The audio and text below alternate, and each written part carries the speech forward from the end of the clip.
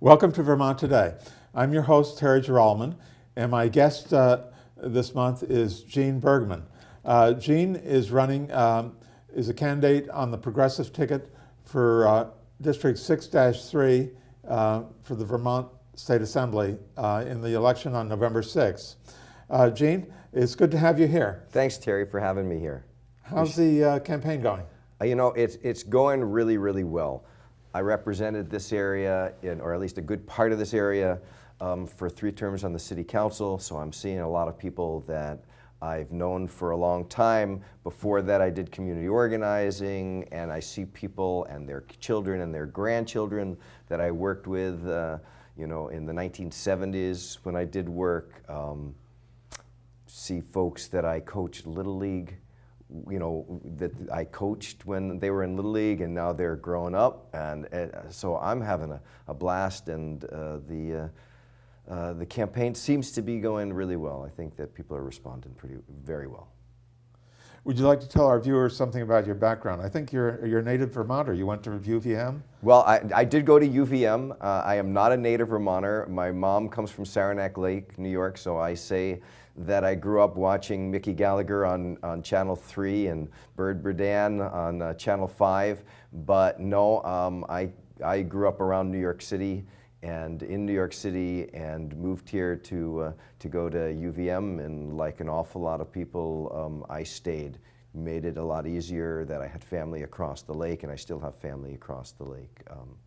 So been here for since 1971, and you know, basically continuously. We're both ex-New Yorkers. I grew up in Rockland County, nice, just north of New York City. Okay. So yeah. Well, there's a lot of folks that came here, and of course Vermont was you know, created out of a rebellion against the Yorkers. So you know, it's funny how things develop. But when I came to Vermont, I ended up doing community organizing on North Street in the early 1970s. It's when I was first affiliated with people who have become progressive activists, Bernie Sanders and Martha Abbott, in a campaign in 1974. I was doing tenant rights organizing and welfare and workers' rights organizing, organized a low-income spin-off of the Onion River Food Co-op, who actually employed me throughout the bulk of the 1970s, and so I did that for quite some time, and then went into the print industry, and I did production camera photography for the Buyer's Digest in Milton and the Burlington Free Press for 11.5 years, or 10.5 years, I guess, and then worked actually around the corner in the Maltex building for H. Horseman and Company, a very good, high-quality commercial pre-press operation. Then it was through a whole lot of things that I decided to become a lawyer, not the least of which was that working at the Free Press and nearing my 40s, I realized that when I turned 50, and that's now a little while ago, I was going to get thrown out by the Gannett Corporation on my ear like a rusty screw, and that I needed to have an occupation that I could be able to do on my own if I needed to, and so I became a lawyer, and I have been a lawyer since I passed the bar exam and was admitted to practice in Vermont in 1994. So. You went to Vermont Law School? Yes, I did. It was I was working at the time, had a family, and it was the one law school that I applied to. I figure either they take me or they don't. Either they, you know, I had a job, and I'm really lucky that that it all worked out. But yeah, Vermont Law School, so I commuted down there, and you were living in Burlington? Oh yeah. That's a long commute. That's about 70 miles. Yeah, it's just 70 miles. Yeah, it's a commute. You know, I had a room down there, and I stayed 2 or 3 nights a week and came back. We made lots of food, so I could put in this little refrigerator and eat, and it worked out. I mean, It's been a great experience. I actually wouldn't trade any of the jobs that I did. I got a whole lot out of it. Worked with a lot of wonderful people in the production, of newspapers and magazine-related stuff. I did wonderful work organizing on North Street. So I feel really blessed. And then you were elected to the city council after you got out of law school? No, oh no, I was That a was production. before. I was a production worker, and I was working at the Burlington Free Press. And actually, was lucky because when I started, I was working a 7 at night to 3 in the morning shift, which makes it you can't do community politics with that shift because that's when all the meetings are. So I actually had worked at the Free Press for 7 years, at that time, 6.5, 7 years. And somebody called me up, a woman who I had known for a long time since I'd community organized, and she was on the Public Works Commission, a woman by the name of Susan Underhill. And she asked me if I wanted to run for city council. So I was working at the Free Press. I'm working as a camera operator. I'm making about, at that time, probably $6.50 an hour. It's 1986. I had worked for Bernie's election and re-elections. $7 an hour with a university degree. Oh yeah, but this is what happens. But I wasn't applying my history degree. Yeah. I was working for the Free Press, and I had been on the NPA, so the Neighborhood Planning Assembly. In fact, I was with Tim McKenzie for, he was the first executive director of the Land Trust. And in I think it was 84, it might have been 83, we were on the community committee that funded the Land Trust, that funded a revolving loan fund, and a couple of other initiatives that would allow us to have a lasting impact on this community. So we had been promoting my work as a tenant organizer, promoting affordable and safe housing, and now we have an opportunity to put some money into a fund that is going to allow for perpetual affordable housing, perpetual safety improvements. So it was really exciting to be part of the citizens movement that came in and around Bernie Sanders. And then, having done all this and having done that community organizing, when Susan called me up and said, "How would you like to run for city council?" I laughed. I said, "Well, no, I'm not going to do that. I'm not a politician." And then I got to thinking, and so I said, "Well, listen, thank you. It's an honor to be asked. I really appreciate that." So I was also very active in the peace movement at the time, and Ronald Reagan was talking about winnable nuclear war. So my wife, Wendy Coe, is very active in the Peace and Justice Center, and we were working on the nuclear freeze campaign. So I'm, really involved in a lot of things, dealing with the U.S. Intervention in Central America and siding with death squads in El Salvador, and invading Nicaragua and supporting the Concha. So my orientation was to support good politicians, but I'm not a politician.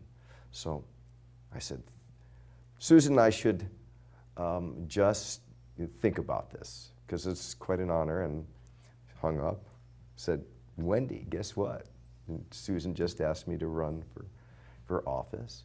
And the more we talked about it, and all the people that we knew, and the work that I did in the community, and the support that I was giving progressives, the more I thought, I can do the job, because that's the first thing. If I can't see myself being able to do a good job, or at least grow into it, then I'm not going to do it. It's not fair to anybody. And that I could win. And I did, three times, representing the people of Ward 2. You ran as a progressive on the progressive Ran ticket? as yes, what was then the Progressive Coalition that morphed into the Progressive Party.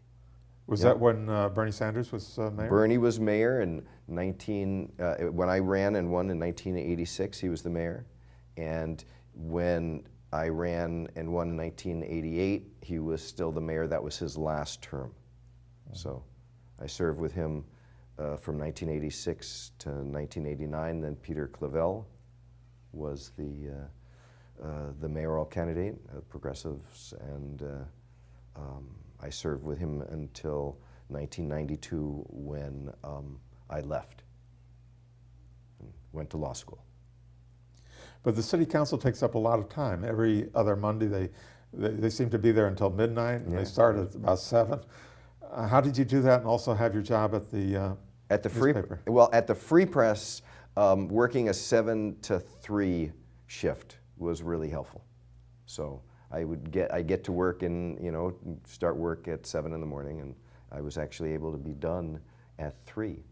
And there were overlapping shifts, so that was pretty easy. When I went to Horseman and Company in 1990 and stayed until 92, stayed until the fall of 1991, I worked a night shift.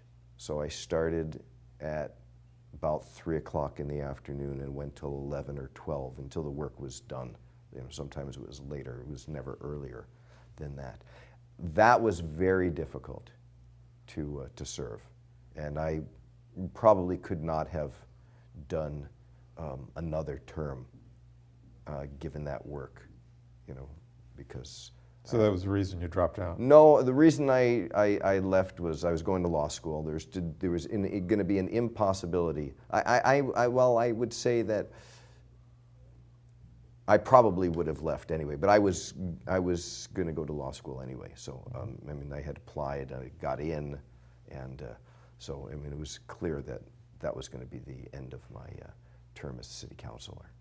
So it was great fun to do, very worthwhile. Most important thing, although I sponsored the resolution that brought us the waterfront park and public ownership down on the waterfront, and I was on the committee that got the bike path, and worked very hard on the security deposit ordinance that we've got. The best thing I ever did was getting 2 stop signs that allowed the traffic to slow down so kids could go from Riverside Park, go from Roosevelt Park to the Boys and Girls Club. Because kids were getting hit, because this traffic never stops. And, kids are kids, so. So they don't get hit anymore?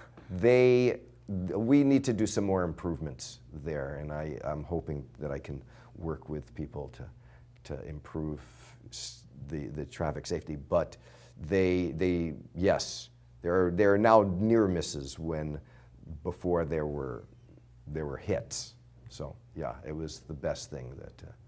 So what year did you graduate from law school? Law school was 94. 94. 94. Yeah. I graduated in 85, but we both went. I worked as an engineer for 15 years before going to law school, so we both had, it was a second career for both of us. Yeah, and you liked having multiple careers, right? They're really I just fascinating. Started a new one with. I got an MBA from UVM. What are you gonna do with that? Well, I'm going to use it in the Senate. Okay. I'm running a candidate for the State Senate to represent Chittenden County. Yeah. I think an MBA and law is a good combination for the Senate. And also electrical engineering, because Vermont Yankee is one of the issues, and being an engineer, I can deal with that problem.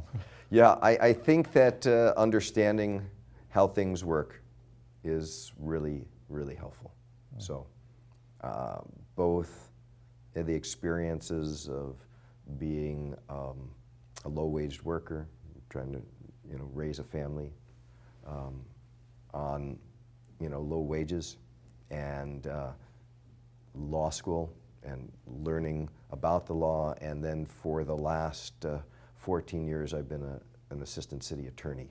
So I've had the chance to go down to Montpelier and talk to legislators both in the Senate and in the House about a number of issues that are important to the city of Burlington, and then to know, how the how statutes work out on the ground. So I help our zoning people, navigate some zoning issues, and our health officers, and I think having that experience and bringing it to the legislature is invaluable, because often people don't get to apply what they are proposing for other people to adopt. And so I'm looking forward to it. Yeah. Yeah, I'm going to vote for you. Well, I appreciate that. Yes, you're in my district. So what do you think is the most important issue facing us in the next legislative session? When we talk about issues, I see this overarching issue of the struggles that poor and working people, middle class people, have to make ends meet, and the hollowing out of the middle class.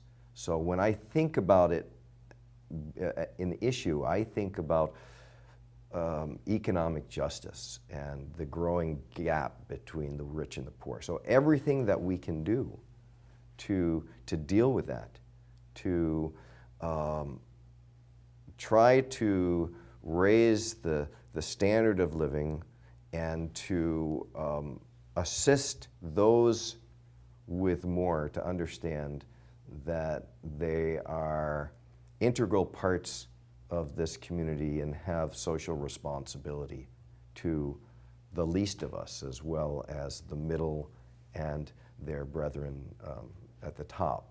I'm going to do. So that, to me, is the most important issue. Within that context, we've got the single-payer health care. That's vitally important for us to move in a way that recognizes that health care is a human right. If health care is a human right, then those that don't have the vast wealth to support all of the fancy tests, or all of the innovative new medical efforts to fix things, they'll be able to get care that is gonna meet their needs. I mean, I go around, I see folks who have no teeth, and it's terrible. We expect people to try to work, and you don't have any teeth. It's hard to go out there and get a good job. Hard to get any job. Is a dental plan going to be included in the new? Not as of yet. Not under the exchange that the Green Mountain Healthcare Board has proposed. I think that we have made a major crack in the wall of separation between health and dental care. I put in a comment to the Healthcare Board. I know a lot of people did. Think maybe almost 2,000 Vermonters did comment about dental care. And if we continue to do that, then we'll continue to impress upon that board the vital need, and the fact that what happens in your mouth isn't any different than what happens in your leg. If we don't take care of our mouth, we're in serious trouble.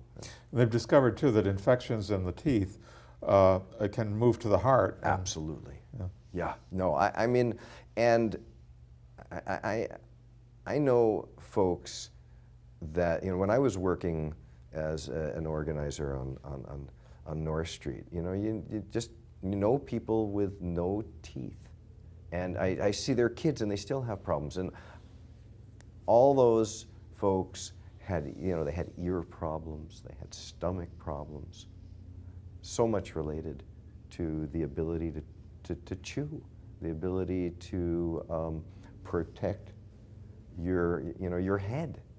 To me, it makes little sense. And so having a healthcare system that's founded on it being a human right means that we've got to figure out the ways to get people the care that they need. And we need to do it in a way that is respectful instead of making it seem like we're doing everybody, some sort of giant favor. To me, it's the way that we sustain ourselves as a decent human family. For me, the single-payer health plan is probably the most important thing that we can work on in the legislature in the coming session. I lived in Montreal, Canada for 2 years, and I had the Canadian healthcare system. And I'm totally sold on the Canadian system. I think that's what we need here. And it should be paid for with progressive income tax. But I agree totally with you that dental should definitely be a part of it. And in my platform, I'm going a little bit further. I'm saying that we should include in the dental plan implants. Most dental plans don't include that, but I've had an implant in my own mouth, and they're much better than the dentures, and there's no reason they have to be so expensive. Currently, it costs about $4,000 per tooth for an implant, but the only reason for that is that the only doctors licensed to do it are the very extreme specialists, and so they get enormous fees. Whereas if you think of what it really is involved in an implant, it's no more complicated than a root canal, in fact, less complicated. And if we allowed normal dentists to do the implants, we get the price down, and then it can be included in the health care, and nobody has to go without teeth. And when you see people taking their dentures in and out, while they're eating, that's kind of disgusting, I think. And so I'd like everybody to be able to have an implant. And my implant is just as good as my regular teeth. I never have to take it in and out. And so I'm hoping that if I'm elected to the Senate, the first thing I'll do is try to get the implants included, change the requirements for implants so that the price comes way down and everybody can have them. It's a reason that we need a healthcare system that is accountable to us and is transparent, and we've got the opportunity to have participation.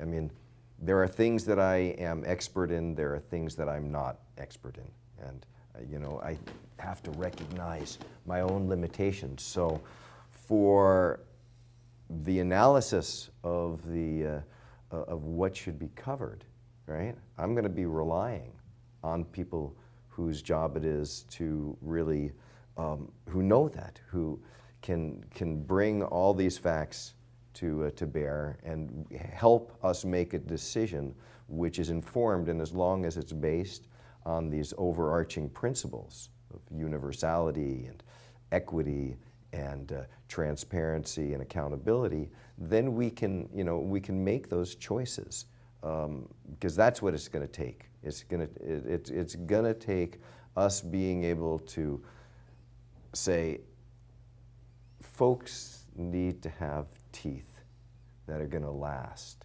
They need to have teeth that are going to fit. We need teeth that are not going to cost us an arm and a leg to have to deal with, not just at the immediate time, but in the future. So if there's no reason why dentists can't put in, an implant, then we should be opening that up. And that's a conversation that needs to come out of the back rooms or the ivory towers, and we need to have that. That's what I think this is exciting about what we're doing around healthcare. The legislature is actively involved in it. There's a board which is a public board, which takes public comments, which is going around the state and listening to people. We've got the ability, if we keep working as a society, to have them focus on the things that need to be focused on. And I mean, I've been in government for a long time, and we have to accept that there are going to be times that we need to make changes, that what we do the first time may not be perfect, may not be right. So it's the process by which we make these improvements that's almost as important as actually doing it, as long as we're moving forward with these basic principles in mind. You mentioned the inequitable distribution of wealth. When you were speaking about that, it reminded me of Bernie Sanders' last speech. He talks about that a lot. That's one of the most important things in my campaign too. I think it's totally unconscionable that 1% of the population should have as much money as 60% of the population. You've been endorsed by Bernie Sanders too. Yes. I was looking at your website. Yep. I'm very happy. Bernie and I have worked together. He has done an amazing job. I first started working with Bernie when he ran in 1974 in the Liberty Union Party. And those were actually really exciting times, and because we were making the first inroads into a new way of thinking. And Bernie has proven that principles and determination and brains and real care for people can win the day. And he's proven that we can make government work for ordinary folks. So I am very, very pleased that he's endorsed me, and I look forward to working with him as I go into the State House, and there are ways to collaborate, because Vermont needs to have a partner with the federal government. Mm-hmm. If the federal government divests itself of its responsibilities to the states, we're in big, big trouble, because fundamentally, the wealth that is created by all of us. People have different roles that they play, and they get rewarded differentially. But I remember working for the Free Press, and I was saying I was a low-wage worker, and then they started to cut my health care.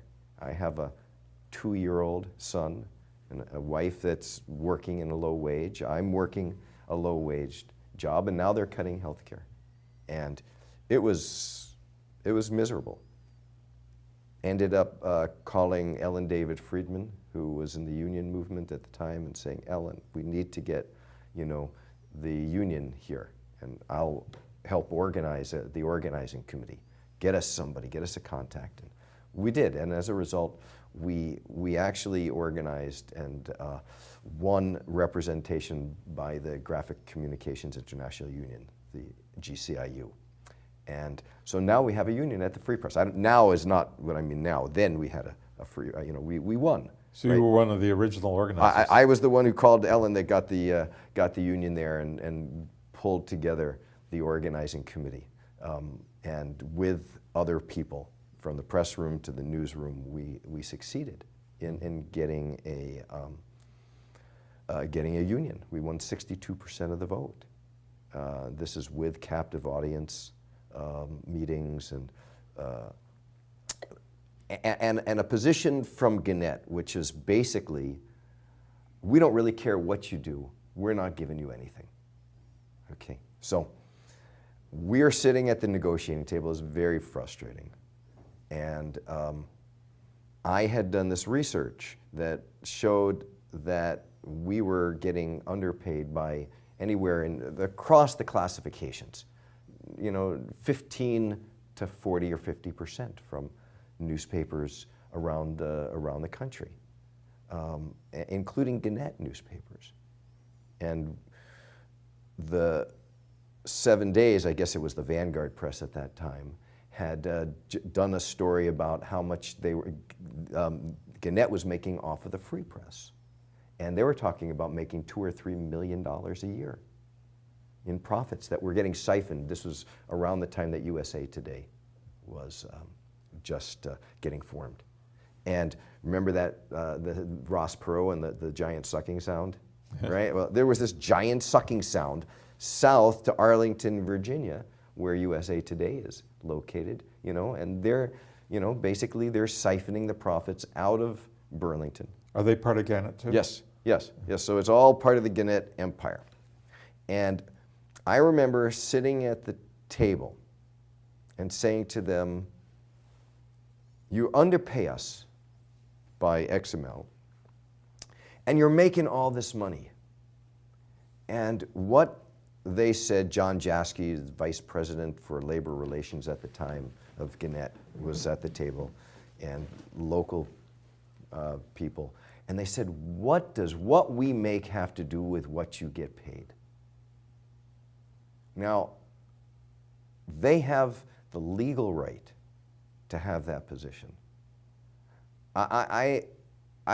This is 20 years later, and I am still outraged by that line of thinking. And yet, if you look at what is happening in terms of the distribution of wealth, the siphoning of wealth by those that have the ability to control it, regardless of how much people make for them. You look at that, and then they capture it in capital gains taxes. They capture it and they put it into instruments that then they get tax breaks for, so it's not taxed as ordinary income. Mitt Romney pays 14% of his income last year in taxes. It's $20 million income. And $20 million a year. $20 million a year. Now, I'm making a lot of money now for me. I make $84,000 or $85,000 a year. That's a lot of money. I never made that much money, and you get that, you can see it in the annual report. I work for the city of Burlington. You can go and you can see my salary. It's public information. Never made so much in my life. I'm not rolling in the dough, but this is great. I mean, my tax rate is 28%, right? Mm-hmm. Twice. Now, I'm not complaining about my tax rate. Like I said, I mean, I know what it's like to make when I started the Free Press, I started at either $4.75 or $5 an hour. And I came from a job that was paying me $3.75 an hour. So, I mean, I'm really grateful. And my wife Wendy Coe and I are frugal. We have a garden. We put up food for the year. We do everything we can to make ends meet, and I consider us to be very, very lucky. We are. We make more than I think than most people when we make the salary that I make. But it's unconscionable that those folks can rig the game the way they do. And one of the things that progressives tried to do in the last session that we were not successful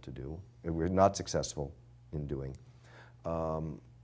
was raise the top tax rate on the richest 3% of Vermonters. And instead, there were all these cuts.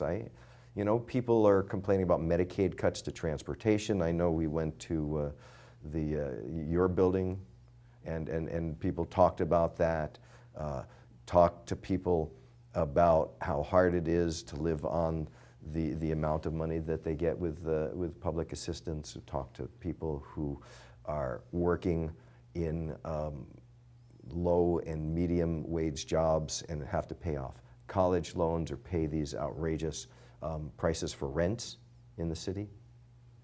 I mean, we need to do a much better job in the allocation of the resources that we all help to make. The attitude that you mentioned at Gannett there, Yeah. that was the same attitude they had at the Republican National Convention. Did you watch that on TV? They had this big sign up on top of the wall, we made it, Yeah. and therefore America belongs to us. Yeah. And Yeah. it doesn't take any consideration of the fact that the people that actually work there are the ones who made it. Yes, yes, they aggregate the wealth for themselves, and noblesse oblige is maybe the best, and then it's the Koch brother alternative as the worst. So, I mean, I think that it is very important that we re-elect President Obama, that we re-elect Bernie Sanders, that we re-elect Peter Welch, because without a more progressive national government, the cuts that they're talking about will be devastating. And they doubled down by talking about increases in defense spending. It'll be interesting to see what the debates that are coming up and the foreign policy direction that that Romney is putting forward, because the mess that we're in is caused not just by tax cuts to the rich, but by foreign adventures, with war in Iraq in particular. They didn't pay for the wars. That was not only was not paid for, and was foisted on the world on lies. And now you have the same crew who are pushing war in Iran, pushing for intervention in Syria. I mean, doubling down on the Bush policies. So, to me, this is a critical time. You mentioned that your current salary is $84,000 a year. Something like that, yeah. But you have to work more than 40 hours a week for that, don't you? Yeah. But how many hours a week do you actually? It depends. When there's a city council meeting that's late and then I'm at, then it's a long day. So, I can't estimate. It is more than 40 hours a week, but it's great work. I love working for the city of Burlington.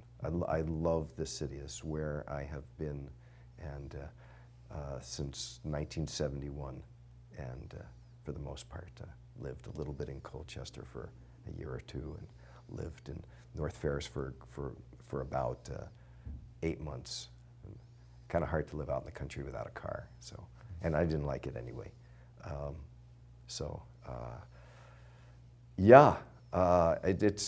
It's really gratifying work to be able to try to make government work, to believe that we as a society need to work together, and there needs to be an overarching democratically elected and accountable institution by which we figure out how it is that we can get to where we're getting, that we can get lights on, that we can get health care, that we can keep our local records, all of the little minutia, that our housing is healthy and safe. So, yeah. I got my engineering degree in 1968, and at that time, engineers and professionals weren't really expected to work more than 40 hours a week. That was the standard, which had been established by the unions. Yeah, and then when Reagan came in, things started to change, and so I got my law degree in 1985, and went to work for a firm in New York City, and then I was expected to work nights and come in on Sunday, and I had a 2-hour commute from where I lived to the office, and 2 hours in and 2 hours back, and then I'm expected to stay at night and come in again on Sunday. And so the salary, people think, well, lawyers make a lot of money, but 84,000 isn't so much if you have to work an 80-hour week. I guess so. I got to say, Terry, that I feel blessed. I ride my bicycle to work. I can use car share to go elsewhere. The courts are in town, so I can walk to So you don't have court. the 2-hour commute that I have. don't have, no, and that's, I have been really lucky. When I was a court clerk when I graduated law school. I was able to, I'm fortunate to be selected as one of the clerks in the trial courts, and I did that for 2 years. So I got to work for judges in Chittenden County and Franklin County and Lamoille County. And so when I went to Franklin and Lamoille, I had to travel. And that allows you, actually it allowed me to see Vermont in a different way. To work in Hyde Park, to work in St. Albans was really great. There are some wonderful people. I'm very much looking forward to going down to the legislature and being able to work with people from around the state, because I love our state. I think it's great. I'm rooted in Burlington. I love Burlington. This campaign has meant that I haven't seen foliage.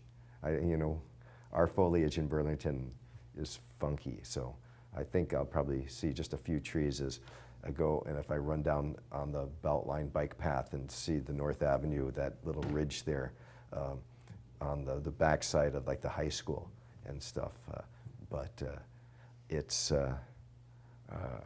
I am really looking forward to doing that. But being here, working here, it's been great. No commute, no train ride. So what are you going to do with this job that you love when you have to work in Montpelier? So the great thing about the state of Vermont is that, or one of the great things, is that we got a citizen legislature.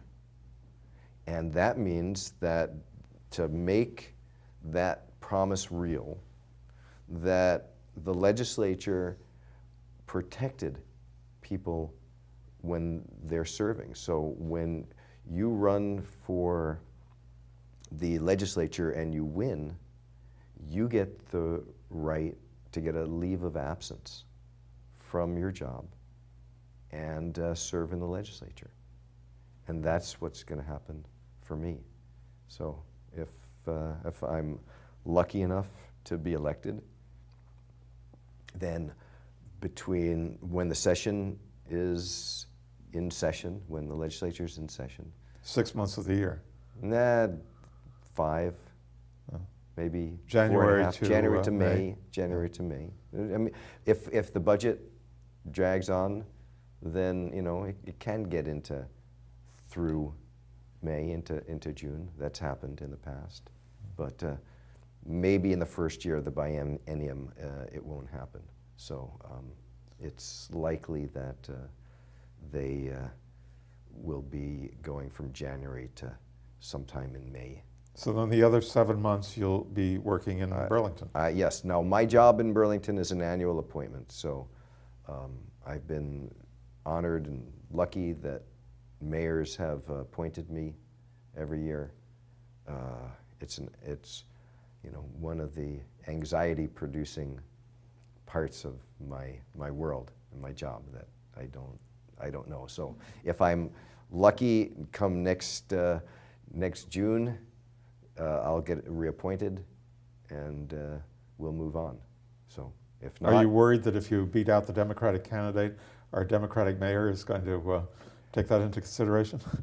I am not focused on that one bit. My job is to do the best job I can for the city, for the people, for my family, my wife and my kids, for my neighbors and community, and I'll let the chips fall. And remember, I went to law school because I knew that they were going to throw me out, and I don't think there's anybody who's working in production that's at the Free Press that's still there. So, and they're all good, and they're all of working age, and folks just let go. And so I made this switch when I was 38 or so, is when I started law school. In part to give myself the shot to have my family be able to to eat, pay the bills, and so that's my focus. I can't control a lot of things, and I've learned, and it's taken a long time. Focus on what you can control. Do the best you can. Be as good as you possibly can be, and then, we'll see what happens. You talk about Gannett throwing people out, but they're unionized. Well, they weren't. No, so we actually didn't get a contract. Oh. So, and in the middle of that, I saw this job that was opening at Horseman's, or at the Maltex building. And I actually told a coworker that I can't apply for it now. Now that job paid 25% more with better benefits right from the get-go. This is this little company, right, on Pine Street. And it did that, and with a chance of being able to get a raise. They were going to pay. I mean, I had a second child on the way. Our second son was born in 1992, so we were trying to have a second child, and they offered paternity benefits. I mean, this is very progressive. Herman Horseman, thank you, Herman, is just a wonderful, wonderful person, and he was committed to his people, and he ran a high-quality commercial pre-press operation that was good from the work that you did to the pay that you got. And I went home, I said, there's this job. And I had once before the union stuff had happened, I had gone and visited him and tried to get a job there, because I heard that it was a really good place to work. And there wasn't a job then, but now there's this job that's open, and I couldn't apply for it immediately. It was just life at the city council.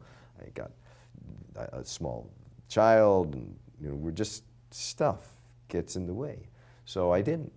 I told my coworker he couldn't, and he didn't for whatever reason apply, and I applied, and they hired me. And I remember seeing the movie Glory. You ever see that movie? Yeah, Denzel Washington's. He won or was nominated for an Academy Award. It's this amazing movie of the Black Regiment in the Civil War, led by from Massachusetts, led by a white man, and they end up storming a fort in South Carolina and getting massacred.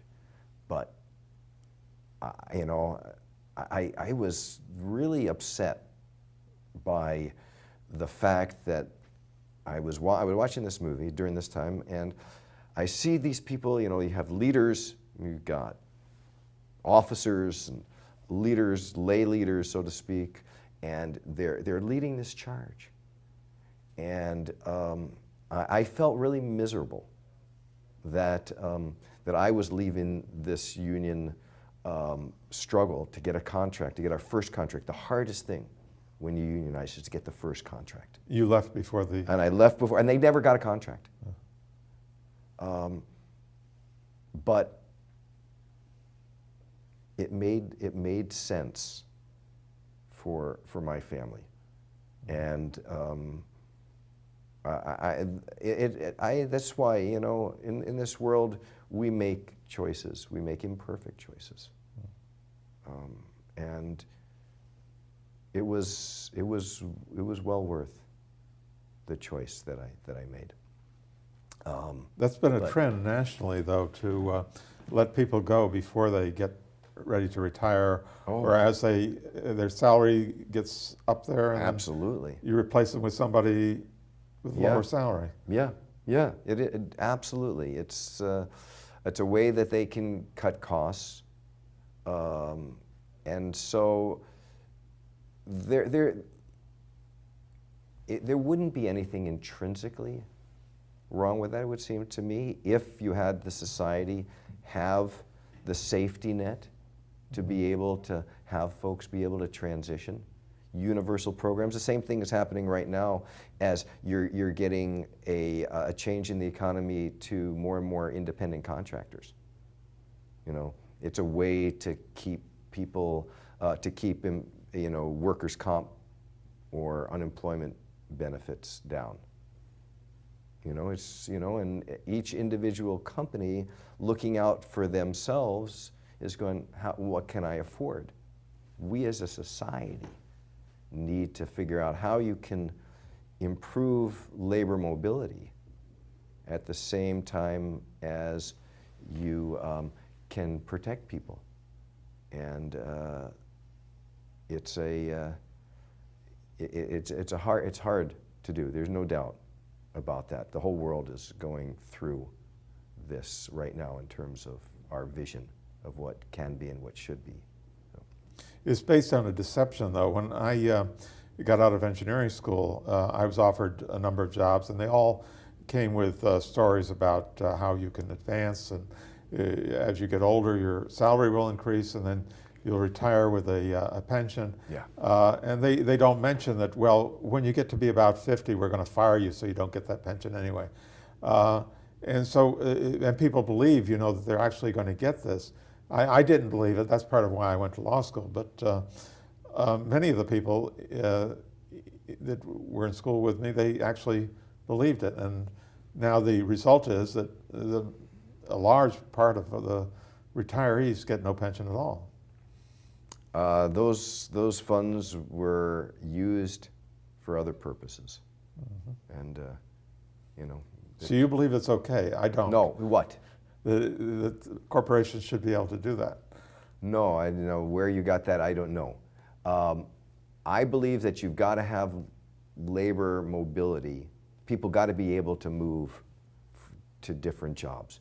But we've got to, as a society, figure out how not to throw people away like rusty screws.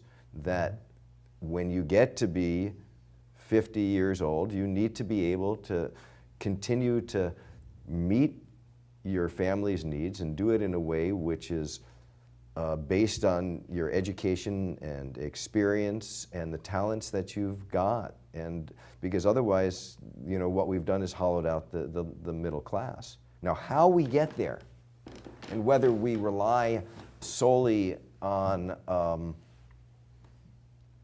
rigid labor rules, that's a whole nother story. So, no. I would like to see a system, if we're going to allow for sort of at the employment decision level, there to be a bunch of mobility. This is fundamentally the question of whether you have an at-will employment or you've got some sort of term. In other words, my job, I'm an annual employee. And unless I do something real bad in the context of that year, I know that I've got a job until the end of the term. But I don't have one afterwards. So we've got to, we have to look at our labor laws with a big picture in mind. And look at it from both the macro sense, but also the way that it affects individuals.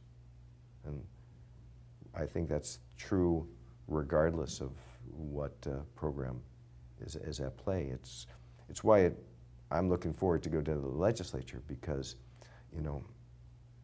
I've been able to see how things work as they come down from the state. So I should be able to help in terms of crafting either changes or new legislation that will actually work, because ultimately that's what we needed to do, is to work for the interests of the most people.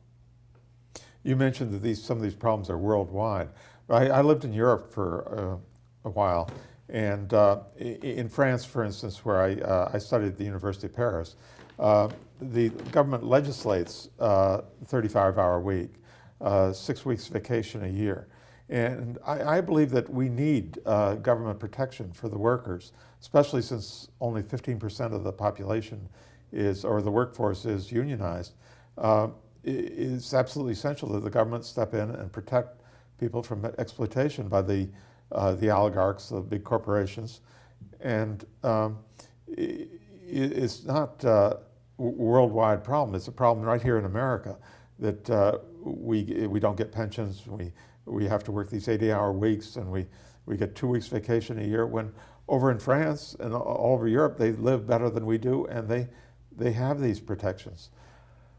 You know, Terry, I wish that I could agree that Europe is a social democratic utopia, but I didn't say utopia. So I think that they are grappling with serious economic issues, including the French. And I think that part of what we have to be is brutally honest with ourselves.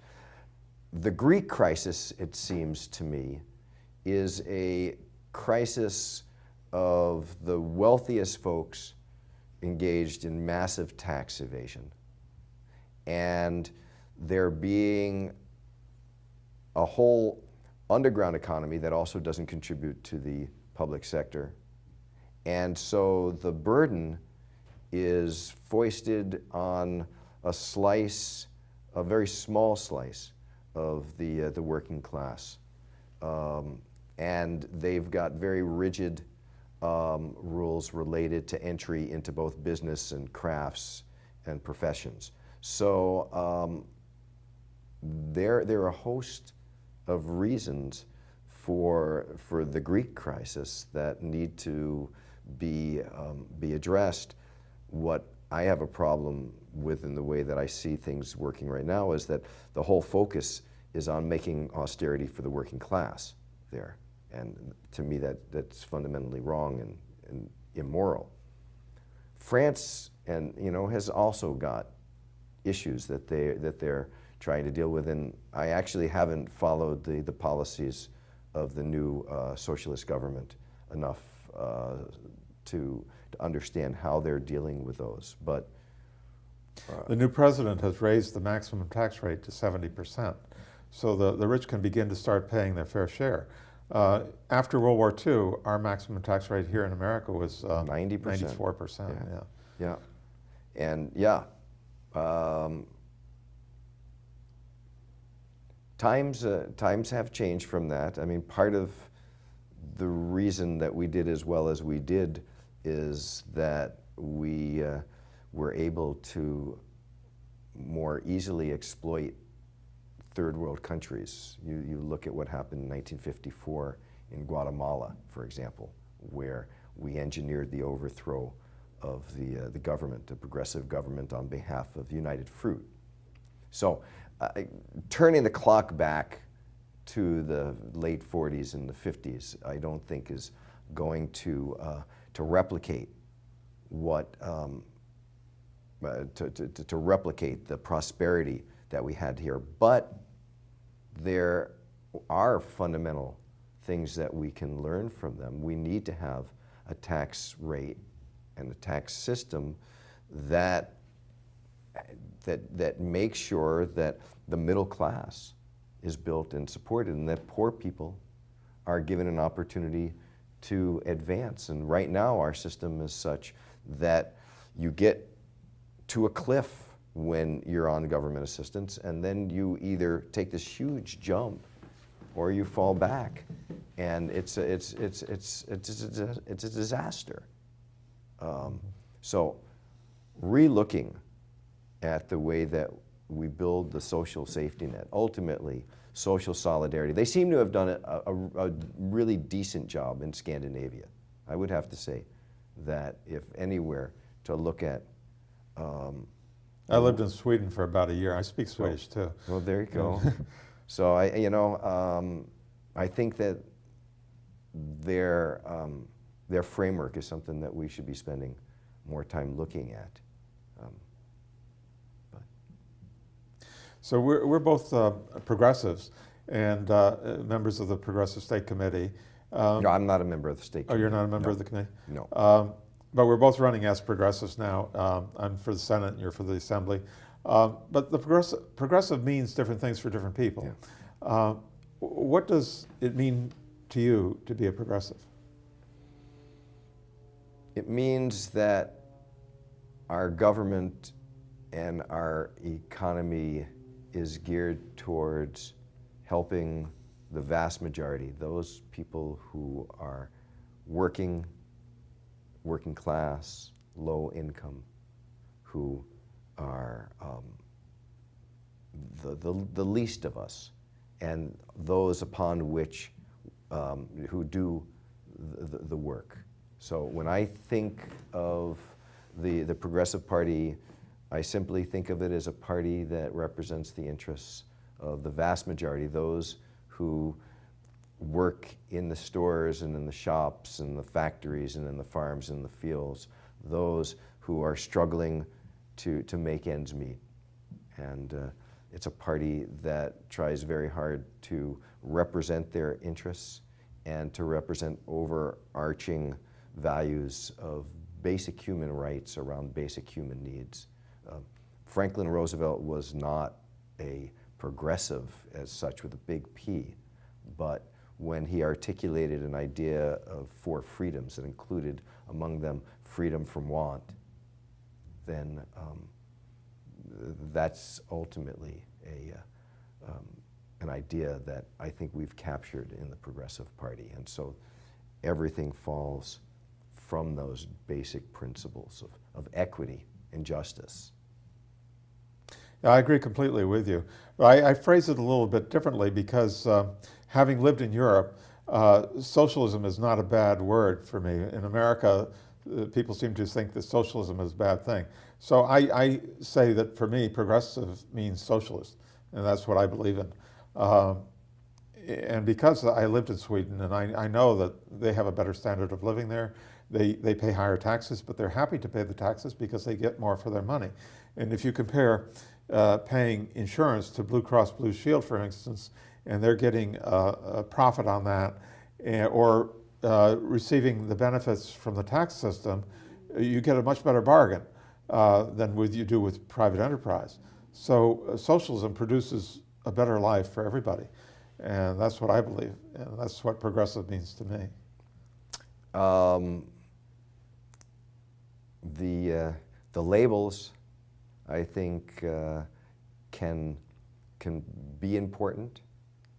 I feel very proud to be running in an independent, progressive party, a party that has a range of people on the left that can embrace people who would consider themselves socialists or consider themselves more cooperativists or what have you, or so or don't want to label themselves. So I don't have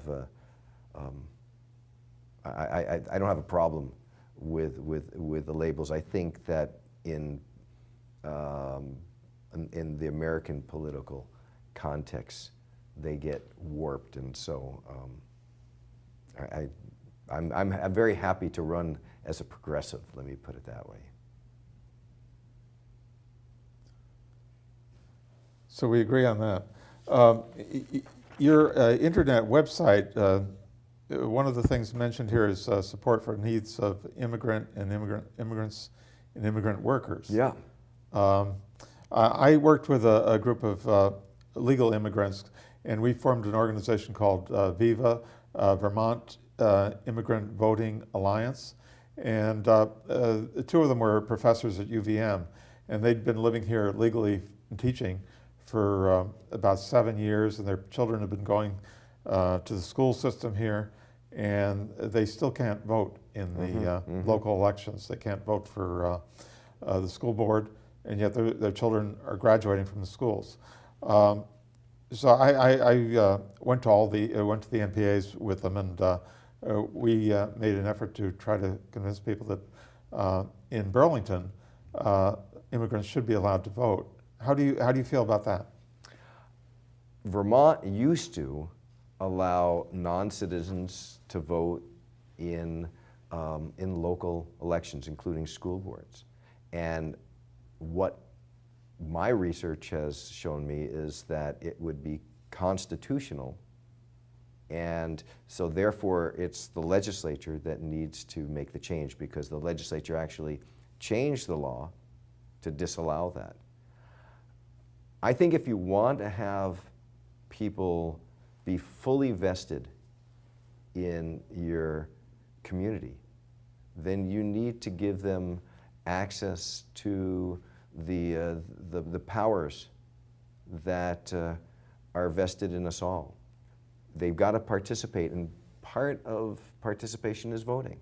So that's the framework with which I say that it makes perfect sense that immigrants who are here can vote. Now, should anybody be able to come here and immediately vote? I don't know about that. I think Or that if they're a legal immigrant. Well, legal, even so. I mean, I think that the question of where, maybe there's a question of how long you're in the community or not. That's something that I want to think about, because ultimately, you want there to be a process of acculturation, but by and large, when kids are going to school, right? The parents should have a say in what's going on there. And again, I say in terms of the time frames, it's something that I'd want to be looking at. But whether I would say, what, it doesn't really make any difference. Just like if somebody from pick a Western state, doesn't really matter which one, moves here, and they become a resident. Once you're a resident here, you get to vote. Yeah, we both moved here from New York. Absolutely. And as soon as I got here, I registered right away to vote. So it may be that I'm not thinking about it correctly in terms of time. I mean, part of the legislative process, I think we have to be willing to ask hard questions.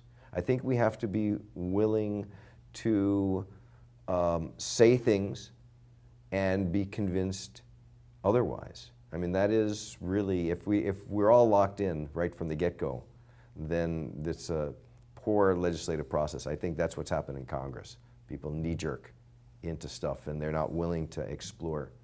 So, I think it's something that Vermont should consider, in the details of how we do that and the evidence that comes to bear. I think ultimately would lead me to decide whether you just have to be here as a resident to be able to vote, or whether you have to be here for a year or something. Otherwise, that I don't know. I would want to see the evidence. I personally think that they should get the same rights as I do moving from New York. If someone moves here from France and they put their children into schools, they should be able to vote right away in the school board, because when they move here from France, they no longer can vote in the local election in Paris. So it makes sense that they should be able to vote in the local elections in Burlington. Whereas if you're talking about the national elections, they can vote absentee for the president of France. So it would be reasonable. I don't know what the French laws are. And it would seem to me that if you can vote for the national French president, that you should be able to vote for the mayor of Paris. And so I don't understand, but that just means, I guess, I don't have any information about it. Here, the question of whether you have to have children in the schools to be able to do that is a live question. Sure, that's a good reason to say yes, those people those parents who have kids in the schools should be able to vote. But we're all affected by local decisions, including the schools, whether we have children in them or not. My kids are grown. They're out of the Burlington school system. And you know, yet what happens in the Burlington schools affects myself, it affects my wife, it affects my community. So I get a chance to do that. So even that threshold is something that I think is open for a conversation to have. Ultimately, the principles upon which we make our decisions are vitally important. And for me, being here and encouraging people to be active participants in our community is important. And I think that voting is a part of that. I think we can all benefit by allowing the immigrants to vote too, because they come in with new, fresh ideas. For instance, a 6-week vacation every year and a 35-hour week. And if they can vote, these ideas percolate into our system. That's a part of it. You know, we've got people coming here from all over the world and their experiences. And, you know, the cultures are different, but people are also similar in lots of ways. So just like, I don't know about you in terms of your campaigning, but I run into lots of folks who don't want to register, don't want to vote.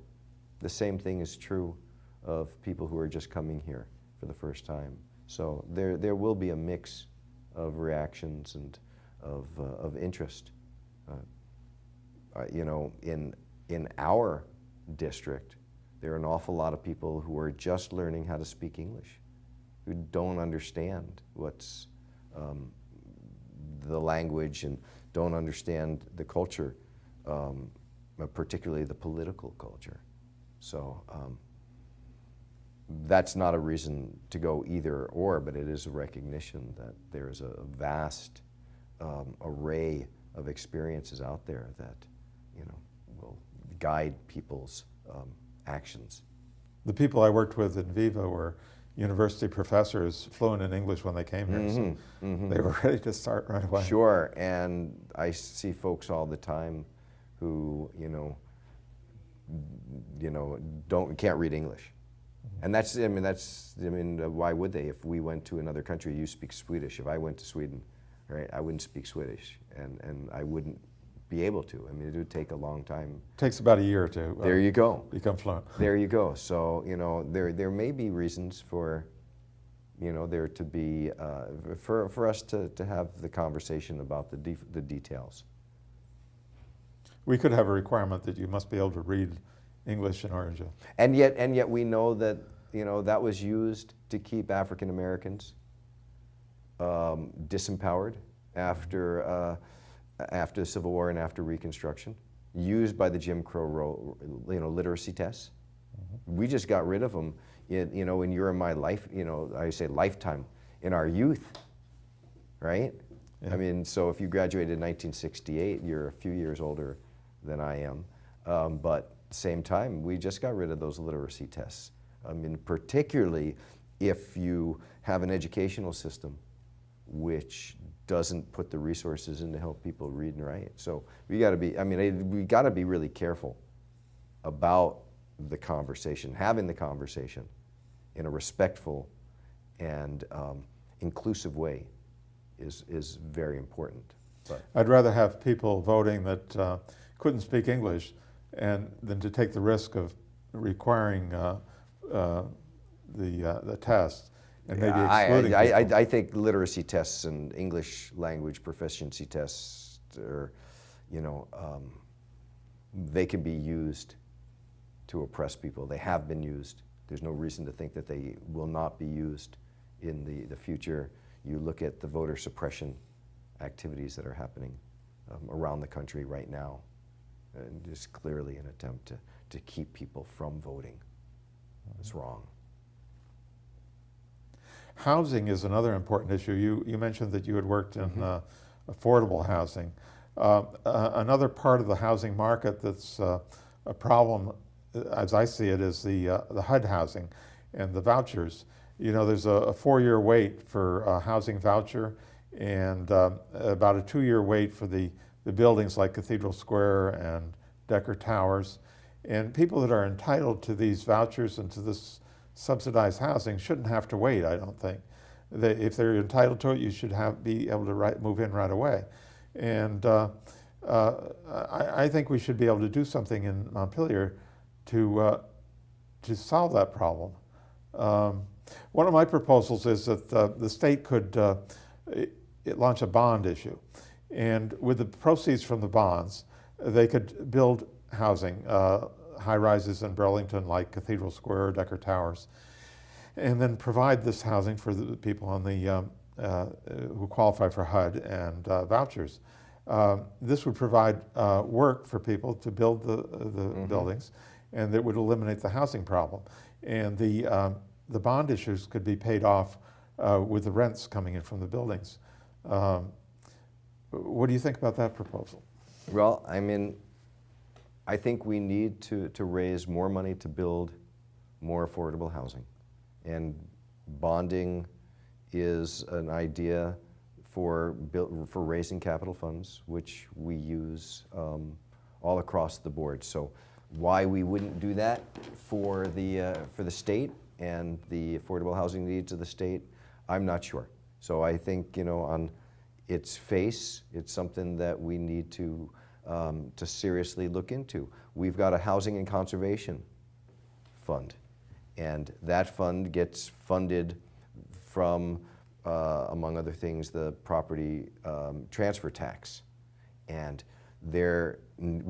that's a fund which does promote affordable housing, not just with high rises, but with all sorts of different housing options.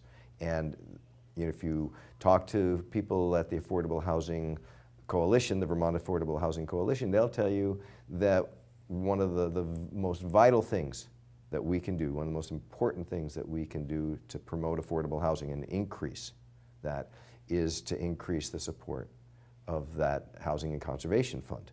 So I think we ought to be doing that. We ought to be doing that with as many broad-based ways as we can do that. And maybe bonding, that they can put out bonds, is an area that, you know, could be explored.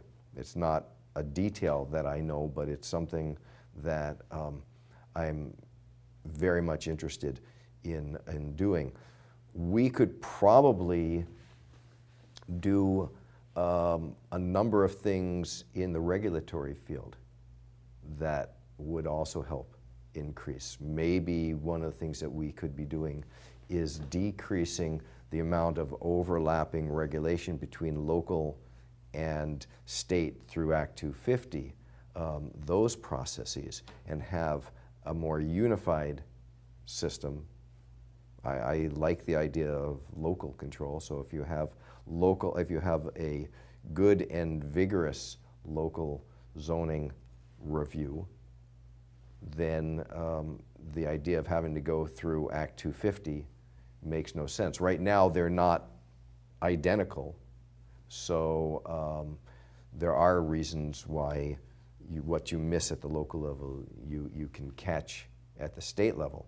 But we ought to be looking at regulatory reform that facilitates the production and the placement of housing in our cores and the center parts of our communities, so that not only does it deal with the housing issue, but it also deals with the economic vitality of those cores. It deals with transportation issues. It means that we can use more effectively mass transportation, buses, carpooling and the like, car share, because we've got the collection and it stops sprawl. So there are a whole lot of reasons why. When you talk about affordable housing, I worry a little bit about, does that mean low quality housing? Where I live, the apartments are very small, 440 square feet, but the market rate is $1,100 a month. So one might even say that's not affordable housing. But the people with the vouchers, they can live there. So I would like to see high quality housing provided for people who need it. And that's why I would focus on the HUD housing and the vouchers. And so what people pay should be what they are able to pay, and the quality of the housing should be reasonably good. The way we deal with affordable housing is like three ways. You produce it to have enough. You support people through vouchers, and last year, for the first time, they expanded the Section 8 program in the state to deal with the most vulnerable people of our society, those who are families that are immediately homeless, mentally ill people, so that there are places for them to stay. And the other way is through regulations. So those are really the three ways that a society can promote affordable housing, enough housing to house its people.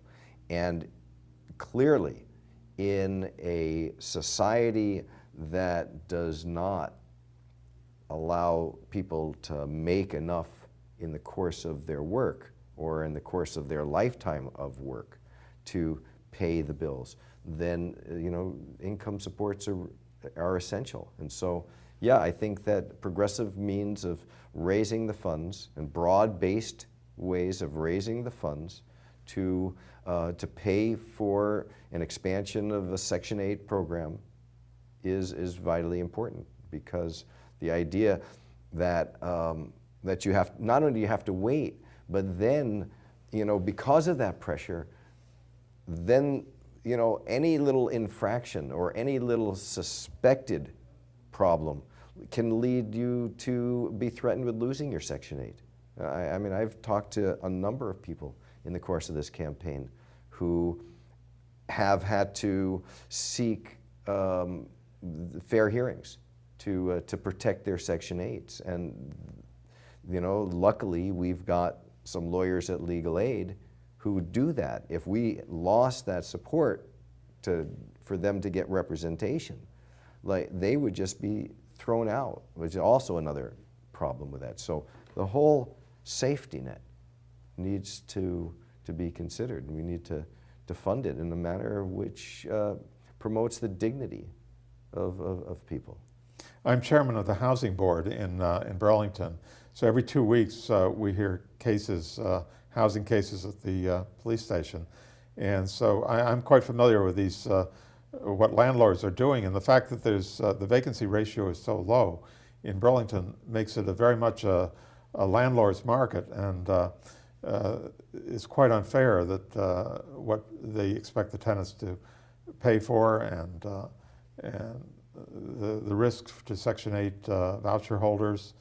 And the people with a voucher, they can't move, because if they move, they go back on the waiting list, and then they have to wait 2 years for another apartment.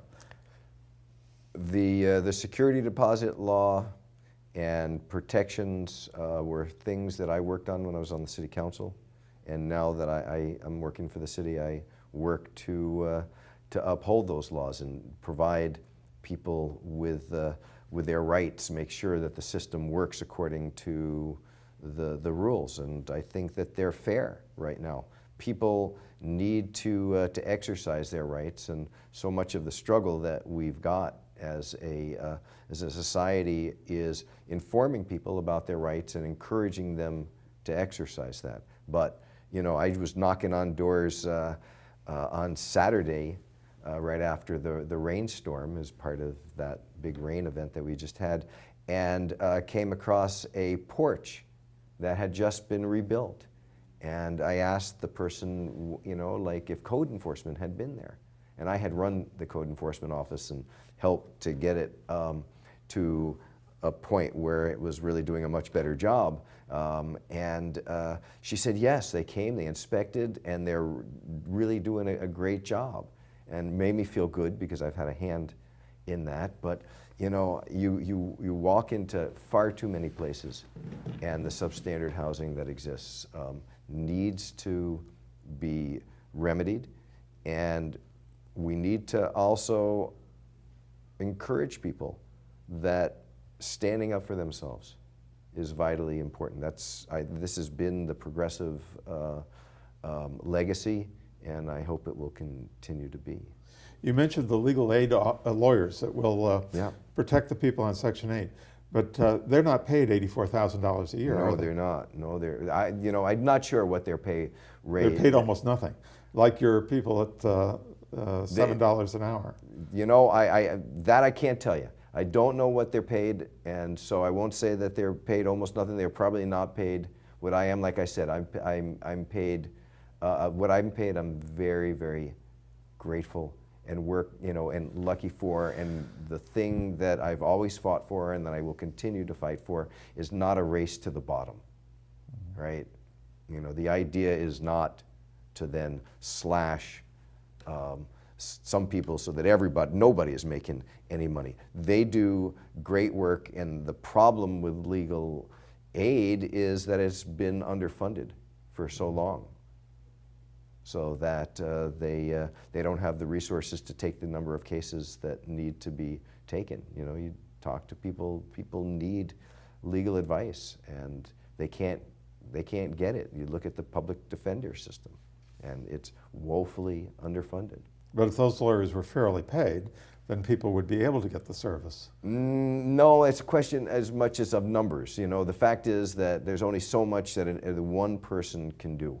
So you need to have a very vigorous legal services system that has enough attorneys and enough staff support to be able to do that work. Whether somebody gets, you know, $50,000 or $80,000, you know, is not going to necessarily mean that those people are going to be doing, you know, significantly more work. Not those people, but others will come in. For instance, I'm a lawyer, and I would have gone to work for legal aid if I were fairly paid. No, you wouldn't have worked for them because they wouldn't have the money to pay you. I mean, and so the position wouldn't have been open. So that's the problem. The problem is that their budgets are capped. So even if you decided that you could make that, right? There's not a job for you there, right? The jobs are, there is much more need than there is a budget. And there will be, those are hard choices that we'll have to make as a society. We can't pay for everything, but we have clearly underserved people with our budget choices. But when we get into the legislature, you in the Assembly and me in the Senate, we can propose bills to increase the funding for legal aid. What I am looking to do is increase the social safety net, to improve it, to repair the tears, and to do that in a way that is going to be fair and equitable to the vast majority of working people who are paying those bills. So, you know, we know that we need more support for affordable housing. We know that we need to make sure that there aren't further cuts in the social safety net. I need to look at the budget to figure out what it is that we're going to be increasing and what we're going to be changing. And to me, and I obviously can't speak for you, that's the way that I approach the budgetary system. I'm not coming in there with a Christmas list at this point in time. But you're making the assumption that so many people now make that we're short of money, we're limited on funds, and so we have to make cuts maybe.